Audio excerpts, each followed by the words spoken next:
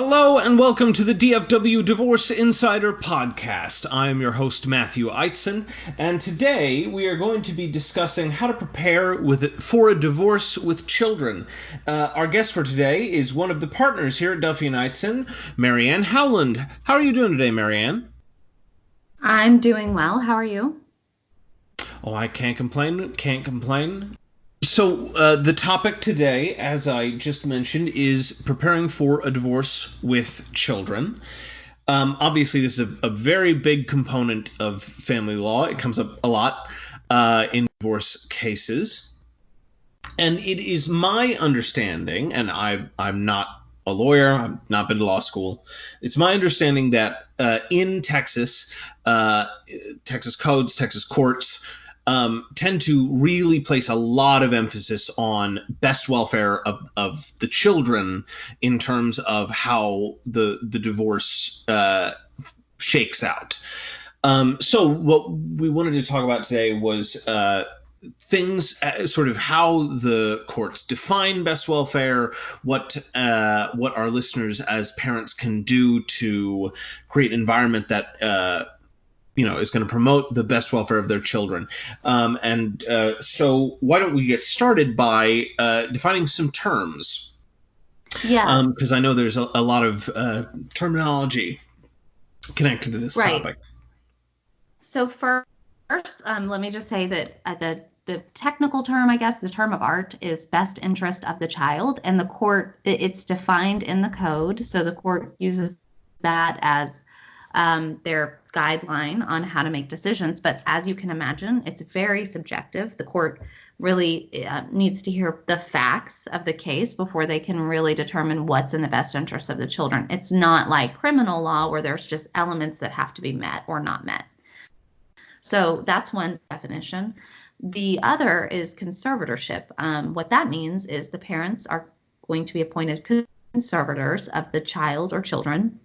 And usually, in most cases, the parents are appointed joint managing conservators. So there's a common misconception in Texas when people say they want full custody or they want to be the only conservator. That doesn't typically happen. In cases where there's been domestic violence or child abuse or neglect, the court can appoint one parent a sole managing conservator, and then the other parent, who's been the perpetrator of the abuse, the managing conservator. And that possessory conservator does not have many rights to the child. So, but for the majority of people, they will be dealing with their co-parent as a joint managing of the children. Mm-hmm. Yeah, so it's only in very extreme cases that the court gives it all the majority of the rights to one parent. Exactly. So, and that doesn't mean that other parent won't have visitation. Typically, that other parent will have some visitation, even if it's supervised.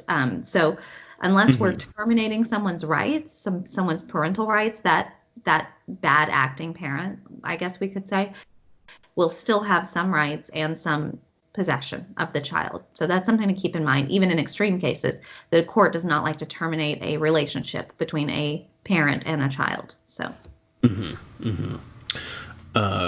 That's good to know. So you said the term of art was best interest of the child. Yes. What, and obviously, as you said, and like anything else in the legal world, this is going to vary. It's going to depend case by case. But in general, what is the court looking for or looking at when considering the best welfare of the child? Right. Best interest of the child. Sorry. Yes. The best interest the court will be looking at a variety of things.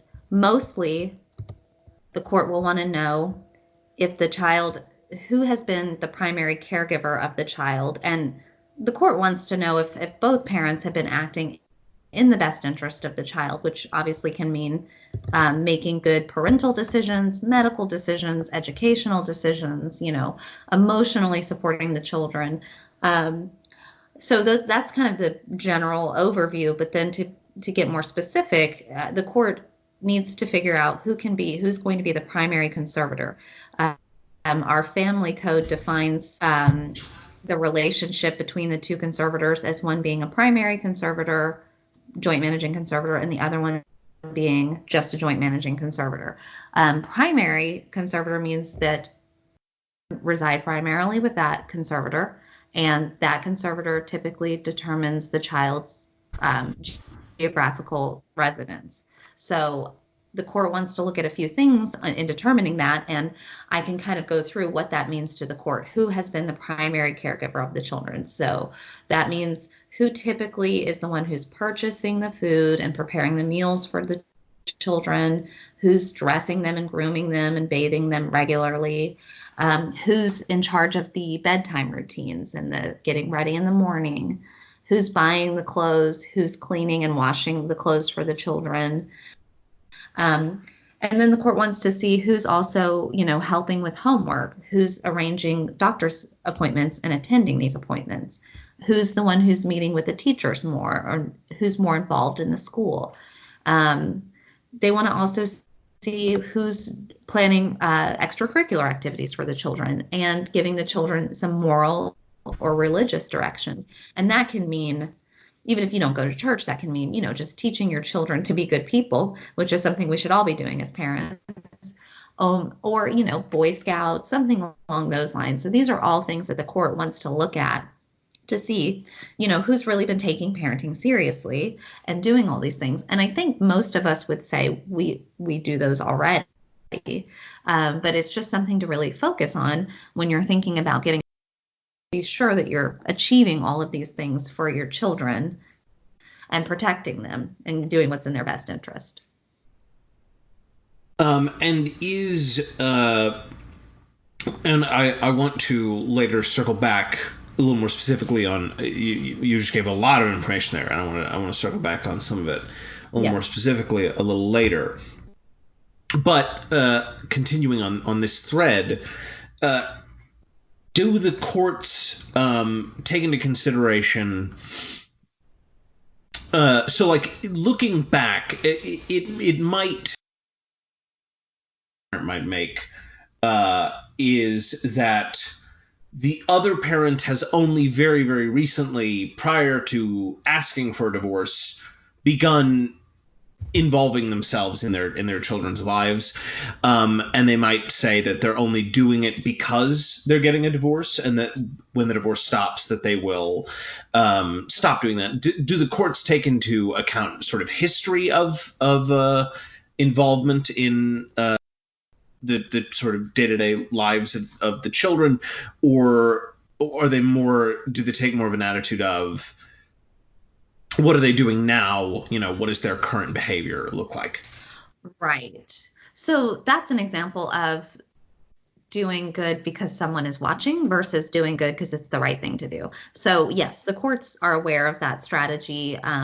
Some attorneys will advise clients who have not been involved in their children's lives much to start involving themselves in it. And it's truly just for litigation, which is fairly transparent to courts. And, again, if we're thinking about our children, we're thinking, okay, we should have been doing this the whole time. It's the court is not. Oh, sure. Obviously. Yeah. Right. Right. So what I'm saying is, like you said, not going to say, okay, well, mom has just now started putting the children to bed and, doing laundry and things like that. So, just because she's doing it now, that means we should give her 50-50 possession of the children. So the whole history is relevant for sure. Because if you think about a divorce, everything from the beginning of the marriage all the way through to the divorce is relevant. That's an entirely relevant time period. And certainly from the time the children are born on is relevant. So the courts will take that as a whole before they make the decision. One thing you talked about in there was involvement in the children's education. Yes. And could you talk a little bit about, because one thing that often comes up as a point of dispute in divorce cases is, where are the children going to be educated? At least something I've noticed in my limited exposure to family law cases. Right. So this is, this is important because typically when the child starts school, most parents want to keep that child in that same school environment and then feed into the junior high and a high school. So you really need to take a long range approach, which you should have done really when you picked your child's school, but certainly when you are getting a divorce. Is this the school pattern that I want my child to be in long term? Of course, you can always move the child, but particularly through a divorce, we really want to try to keep the kids as stable as possible. So one of the things would be keeping them in the school that they're in, unless that school is just not meeting the child's needs. So, like with anything else in your child's life, their education, I mean, they spend so much time at school, and this is the number one thing that helps them be a successful adult. So, being involved in your child's education from an early point, even if you don't have school age children, you need to be thinking about it and looking at even preschools and teaching them at home, because that's something that we should be doing as parents anyway. But particularly if you're going through a divorce and this structure that you have is not going to be there anymore for the child the same way, you need to have that foundation of that education that you've been working on. So you do need to have relationships with their teachers. You need to be helping them with homework every night. Most children are not old enough to do their homework on their own until they reach about 13 or 14. So these are things that you really need to be focusing on in order to help your child be successful, but also to be a good parent. And that is one of the things that the courts will definitely consider, who is paying more attention to the child's education and who is looking down the road to make sure that this child gets the best education they can. Now, one question that occurs to me, some parents, particularly I think in single income households, some parents, in order to if they have a job that may have irregular hours, or say they work in the medical field and may need to be on call, they may not be able to say be there every night to help the child with their homework. And so it ends up falling more on one parent than on the other, just as a consequence of how the household has arranged itself to support itself. Do the courts take that sort of thing into account? And how can parents who may not be able to be as intensely involved on a day-to-day level still remain involved in their child's education?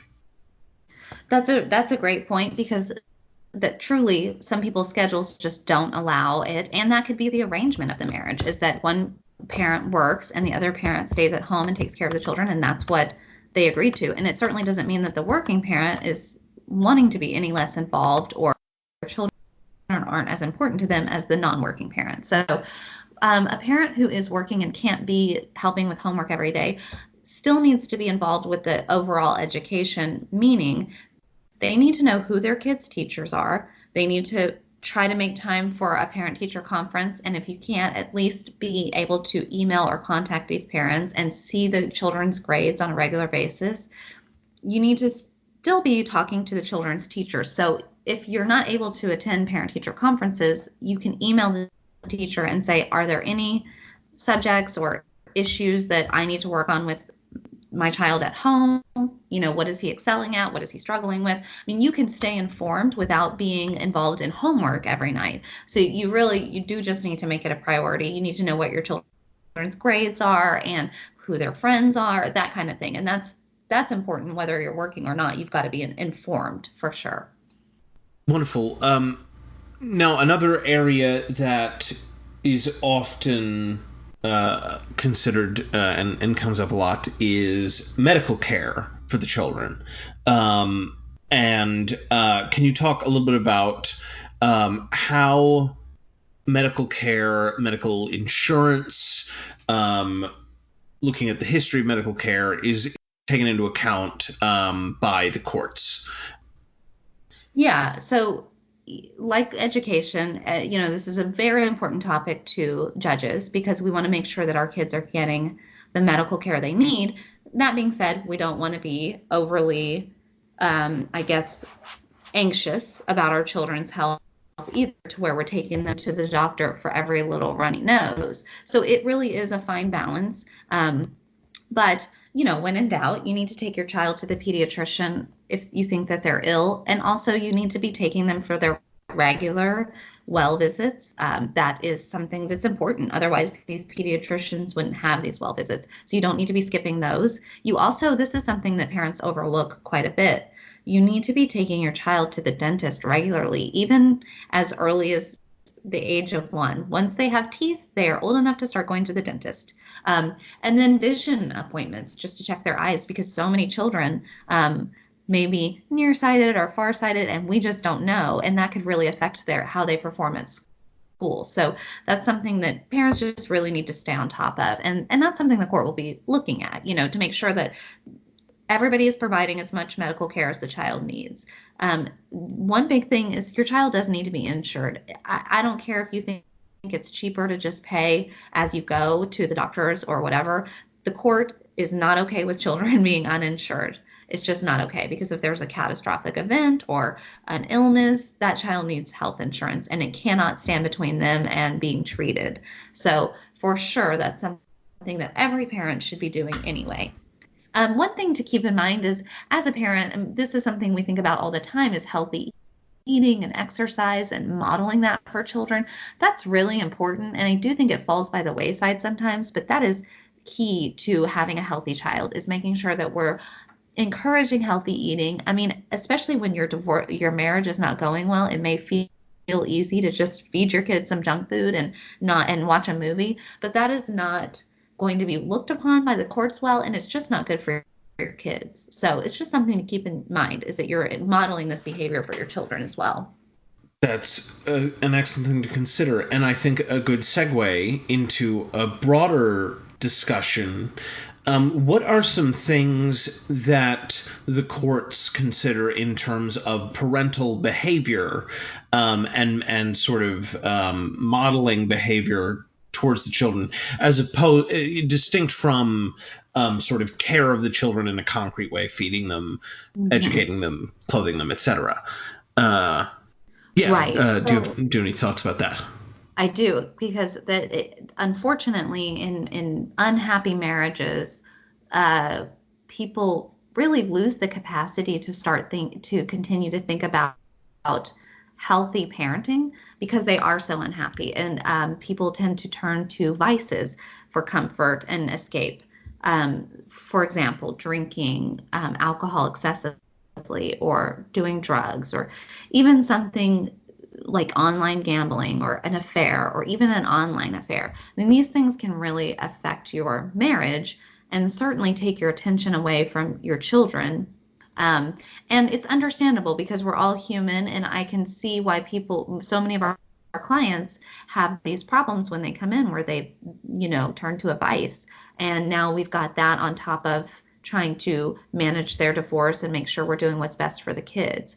So something to think about for that is just, you really have to be careful about your vices and why you're doing what you're doing. You really need to ask yourself, do I need to have that second glass or third glass of wine? Or am I spending too much money on shopping because I'm trying to make myself happy? I certainly don't want to sound like a therapist, and I do think that if you're unhappy in your marriage, therapy is a very good option, but you really need to think about how the court is going to look at these things, because while you're online, gambling or something, you're not paying attention to your children, and that is harmful for your children, bottom line. So that's something to really keep in mind. And, of course, your spouse can use this against you. So, and it could be that you were just unhappy and you were trying to make yourself feel, less unhappy, but there will be a consequence for it. So before it gets to that point, you really need to ask yourself if you want to stay in this marriage, and if what you are doing is good for your children. Something else to think about when you're being a healthy parent, fighting in front of your children is really harmful for them. Just in general, it's just mentally upsetting and harmful for them. Having violent, angry outbursts with your spouse, any of those things, you should not be doing in front of your children. And if you find yourself doing those things, you really need to ask yourself, is this marriage going the way that I want it to? Because again, the whole point is we don't want our children to suffer because we don't like our marriage. So we've got to figure out a different way to deal with that. And if that means getting a divorce, then that's what it means. It certainly is not healthy to be fighting in front of your children or calling each other names or having outbursts. So that's something to just keep in mind.